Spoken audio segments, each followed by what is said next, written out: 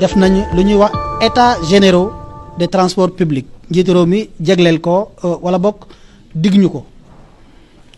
ñu am si ay consensus yu bëri ñu décider ci loo xam ne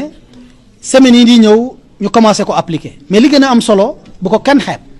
mooy lëlu waxtaan ci poñ yoo xam ne y compris transport yi kenn daaw ko woon accepté ñu dugal permis à point ñu nangu ne Sénégal war na jeex ñuy am permis doog a dem jàng code de la route ci kaw tali ñu nangu ne it visite technique dafa am solo ci oto ñu démultiplier des centres de visite technique ci réew mi yëpp loolu yëpp ñu taxaw waxtaan tënk ko tënk bi rek bilan la déroulé moo ci des waaye yi nga xam ne moo gënoon soox ci sama wàllu ministère mooy Air Sénégal dañu tolloon ci foo xam ne déposer bilan rek moo desoon ndax tous les clignotants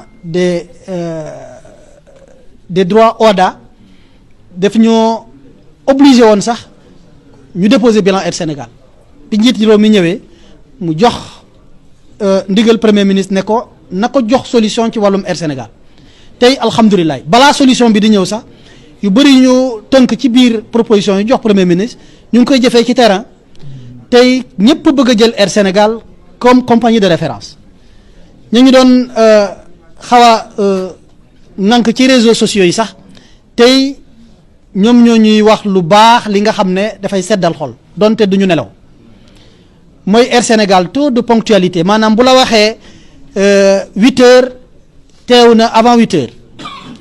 Air Sénégal bu la waxee bés bu ne dinaa def nangami tour daf koy respecté ñuy wax taux de ponctualité taux de régularité Air Sénégal taux de remplissage da ngay gis ne dafay fees ba dootul mën a day bàyyi yenn passagers yi en rade moo tax tey ñu am si yaakaar bu rëy boo jëlee 2023 mu ngi coûter une perte chasse à l'État du Sénégal de 80 milliards bu ñu changé gouvernance tey dañoo wàcc ba 57 milliards fas yéene 2025 bi wàccee ko pour ñu dem bu 2026 2027 commencé am résultat positif loolu nag lu ñuy encouragé la gis ngeen taxawaay Dakar Dem Dikk fii